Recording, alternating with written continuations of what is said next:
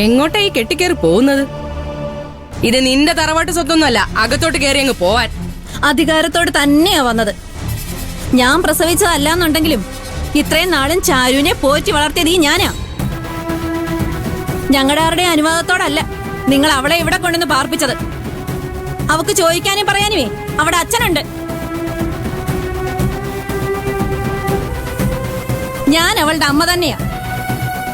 ഇന്നൊടുക്കാനുള്ള ഡ്രസ്സൊക്കെ നോക്കി വാങ്ങിച്ചത് ഈ ഞാനാണെന്നുണ്ടെങ്കിൽ അത് ഉടുപ്പിക്കാനും എനിക്കറിയാം.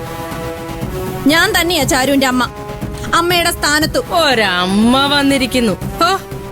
എന്നു മുതലടി നീ ചാരുവിന്റെ അമ്മയായത്? അല്ല, ആരാ നിന്നെ ആ സ്ഥാനത്ത് കയറ്റി ഇരുത്തിയത്? ദേ, മര്യാദക്ക് പോയി പന്തലി ഇരുന്നോണം. പുറത്തുനിന്ന് വന്നവർക്ക് അവിടെ കസേര ഇട്ടിട്ടുണ്ട്. വരുന്നവർക്കൊക്കെ കയറി നിറങ്ങാനേ ഇത് ഞാറുകണ്ടം വീടല്ല.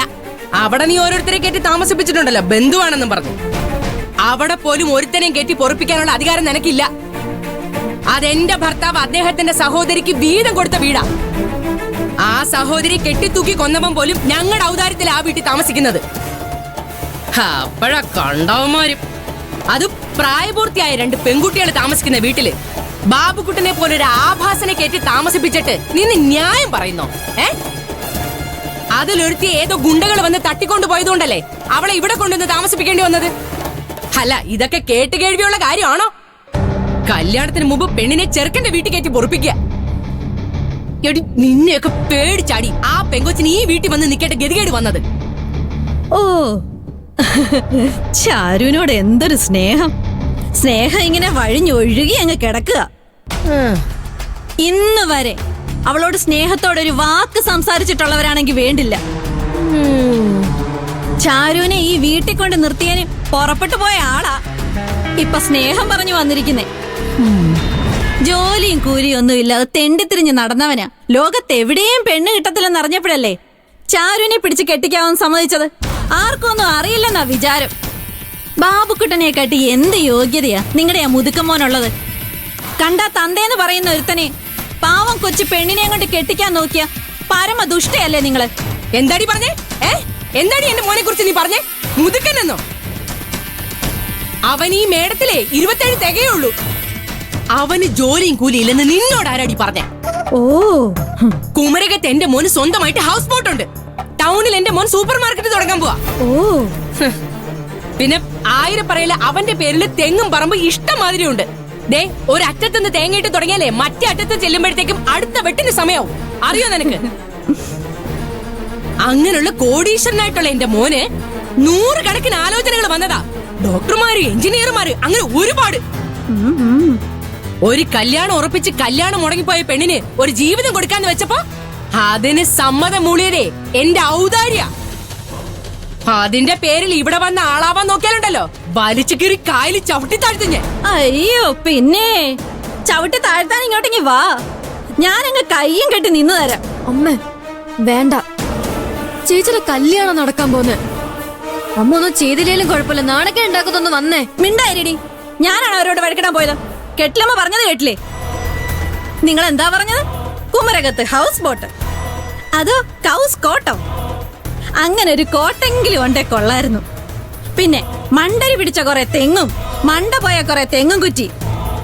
ഒരറ്റത്തുനിന്ന് തേങ്ങയിട്ട് മറ്റേ അറ്റത്ത് ചെല്ലുമ്പോഴായിരിക്കും അടുത്ത പേട്ട് തേങ്ങ ഇടുന്നത്. ഞങ്ങൾ അവളെ വെറുതെ അങ്ങ് ഇറക്കി വിടുവല്ല. മുതുക്കനാണെന്നുണ്ടെങ്കിലും അവന് വേണമെന്നുണ്ടെങ്കിൽ വിറ്റ് ഹൗസ് ബോട്ട് വാങ്ങിക്കാനേ 50 പവൻ സ്വർണ്ണമാ കൊടുക്കുന്നേ. പോരെങ്കിൽ പറഞ്ഞോ, കൂടുതൽ വേണേ അങ്ങോട്ട് തരാം. ഇവിടെ ഞാൻ ഇവിടുന്ന് അടിച്ചിറക്കിയിട്ടില്ലെങ്കിൽ എന്റെ പേര് ഹേമേനല്ല. എന്തോന്നമ്മ, ഇത് കല്യാണ വീടാ. പന്തലിൽ ആളുണ്ട്. അവരൊക്കെ അച്ഛൻ വിളിച്ചു വരുത്തിവരാ. അവരെന്തെങ്കിലും പറഞ്ഞു ഇതൊക്കെ ആവാവോ? അച്ഛനെങ്കിൽ ഓർത്ത് അമ്മ ഒന്ന് നിർത്ത്. അമ്മ വന്നേ, നമുക്ക് പോവാം. അമ്മ ഒരുമാതിരി ചന്ത പെണ്ണുങ്ങളെ പോലെ വഴക്കിടല്ലേ. ഞാനാണോ ഈ ചന്തപ്പെണ്ണുങ്ങളെ പോലെ സംസാരിച്ചത്? അയ്യ, ബാലമേഷിന്റെ ഭാര്യയാണ് പോലും. അവരുടെ നാക്കിന്ന് വരുന്നത് നീ കേട്ടതല്ലേ?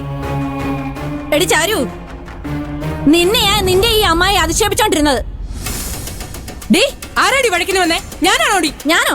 എന്റെ വീടായ 1000 പറയില് പടി കിടക്കാൻ യോഗ്യതയില്ലാത്തവര് തോന്നിയാസം പറയുന്നത് കേട്ടാലേ വായടച്ച് നിൽക്കാൻ എന്നെ കിട്ടത്തില്ല. ദേച്ചിട്ടെ, ഇവിടെ വന്ന് തോന്നിവാസം പറഞ്ഞാലുണ്ടല്ലോ അച്ഛനെന്ന് പറഞ്ഞു വന്ന ആളെ ഞാൻ ഇപ്പൊ ഇവിടുന്ന് ഇറക്കി വിട്ടതേ ഉള്ളൂ. നിങ്ങളെ ഞാൻ ഇറക്കി വിടണോ? എന്റെ പൊന്നു ചാരു, ഞാനൊന്നും പറഞ്ഞില്ല. എന്റെ മോളെ ഒന്ന് കാണണം. അവൾ ഒരുങ്ങി ഇറങ്ങുന്ന നേരത്തൊരു നല്ല വാക്ക് പറയണം. അങ്ങനെ ഞാൻ കരുതിയുള്ളൂ. എന്നിട്ടാ എന്നെ നിന്റെ ഈ അമ്മായി. ചാരു, നിന്റെ അരവിന്ദേട്ടൻ ഇവള് പറഞ്ഞത് എന്താണെന്ന് അറിയോ? വേലയും കൂലി ഇല്ലാതെ നടക്കുന്ന മുതുക്കനാണെന്ന്. അതും കേട്ടോണ്ട് ഞാൻ മിണ്ടാതിരിക്കണോ? നീ പറ. ഞങ്ങളാരും നിന്നെ നിർബന്ധിച്ചതല്ല എന്റെ മോനെ കൊണ്ട് കെട്ടിക്കണമെന്ന്. എന്താ അമ്മ ഇത്?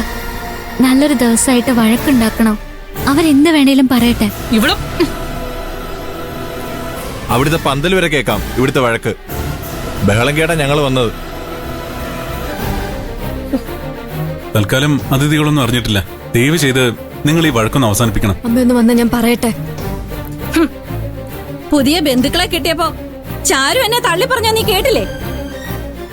എടി ചാരു, നീ ഇതിനനുഭവിക്കും. നിന്റെ നല്ലതിന് വേണ്ടിയാ ഞാനും നിന്റെ അച്ഛനും ഇവിടെ വന്നത്. ഈ ആലപ്പുഴയെ കിട്ടാവുന്ന വെച്ച് ഏറ്റവും നല്ല ഡ്രസ്സാ നിനക്ക് വേണ്ടി നിന്റെ അച്ഛൻ വാങ്ങിക്കൊണ്ട് വന്നത്. അത് ഉടുക്കാൻ നീ ഇറങ്ങാൻ തുടങ്ങിയത് കണ്ട സങ്കടം കൊണ്ടാ ആ മനുഷ്യൻ ഇവിടുന്ന് ഇറങ്ങിപ്പോയത്. അത് കണ്ടാ ഞാൻ ഇങ്ങോട്ട് ഓടി വന്നത്. ഒന്നുമില്ലേലും അങ്ങേര് നിന്റെ അച്ഛനല്ലേടി. ആ മനുഷ്യൻ ഇരുത്തിയൊന്ന് പ്രാഗിയാലേ നിന്റെ അടുത്ത ജന്മം പോലും നീ ഗുണം പിടിക്കുകയല്ല. ചേച്ചി, നമുക്ക് സമാനം ഉണ്ടാക്കാം. ആരാ നിന്റെ ചേച്ചി? ഈ നിമിഷം ഞാൻ ഇവിടുന്ന് ഇറങ്ങും. ആരും വന്നാലും വന്നില്ലെങ്കിലും. കല്യാണി, ഇറങ്ങ. നീ ഇനി ഇവിടെ നിൽക്കണ്ട. അമ്മ ഒന്ന് പോയേ, ഞാനങ്ങ് വരുന്നില്ല. ഓഹോ, മോളെ ചാരു, മോള് പോയി ഒരുങ്ങാൻ നോക്ക്. അമ്മായിയുടെ സങ്കടം കൊണ്ട് പറഞ്ഞു പോയതാ മക്കളെ. എന്റെ മോനെ മുതുക്കനെന്ന് വിളിച്ച ഇവളെ ഇവിടെ ഇട്ട് ചവിട്ടി തേക്കാൻ അറിയാത്തോണ്ടല്ല. ഇതെല്ലാം നിന്നെ കരുതിയ. എന്നാലും എന്റെ 27 വയസ്സുള്ള മോനെ അവള് പറഞ്ഞത് കേട്ടില്ലേ? നിങ്ങൾ തമ്മിൽ എത്ര വയസ്സിന് വ്യത്യാസമുണ്ട് മോളെ? കൂടിപ്പോയ ഒരു 6 വയസ്സ്. ഞാനും എന്റെ ഭർത്താവും തമ്മിലേ അതിന്റെ ഇരട്ടി വ്യത്യാസമുണ്ട്. അതും വീട്ടുകാരി പറഞ്ഞുറപ്പിച്ച് നടത്തിയ കല്യാണം. ഇവളെ പോലെ മതില് ചാടിപ്പോയി വല്ലവന്റെ തോളെ തൂങ്ങി നടത്തിയ കല്യാണമൊന്നും അല്ല. മതി അമ്മ, അവര് പോയല്ലോ. ഇനി അമ്മക്ക് എന്താ? അമ്മ വാ.